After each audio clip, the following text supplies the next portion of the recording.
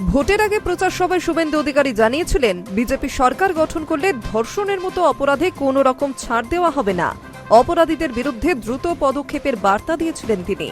তার বক্তব্য ছিল, সাধারণ মানুষের নিরাপত্তা এবং মহিলাদের সম্মান রক্ষাই হবে নতুন সরকারের অন্যতম অগ্রাধিকার। বিজেপি এলে এই ধর্ষকদেরকে কোর্টে পাঠাবো না, সকালে জমা নেব, বিকালে খরচ করব। সম্প্রতি বারুইপুরে প্রভাস মণ্ডলের পুলিশে অভিযানে মৃত্যু সেই পুরনো মন্তব্যকে আবার সামনে নিয়ে এসেছে। পুলিশের দাবি, তদন্তের সময় অস্ত্র ছিনিয়ে নিয়ে পালানোর চেষ্টা করে প্রভাস মণ্ডল। পরিস্থিতি নিয়ন্ত্রণে আনতে গুলি চালাতে বাধ্য হয় পুলিশ। ঘটনায় মৃত্যু হয় তার। যদিও এই ঘটনা ঘিরে রাজনৈতিক বিতর্কও তৈরি হয়েছে। শুভেন্দু অধিকারীর সমর্থকদের দাবি, তিনি যে কঠোর আইন শৃঙ্খলার বার্তা দিয়েছিলেন, প্রশাসনের বর্তমান পদক্ষেপ তারই প্রতিফলন। তাদের বক্তব্য, অপরাধীদের মধ্যে ভয় তৈরি না হলে সাধারণ মানুষের নিরাপত্তা নিশ্চিত করা সম্ভব নয়।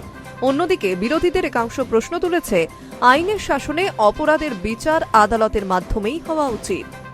পুলিশি অভিযানের নামে কোনোভাবে বিচার প্রক্রিয়ার বিকল্প তৈরি করা যায় না বলেও মত তাদের। Hi news network.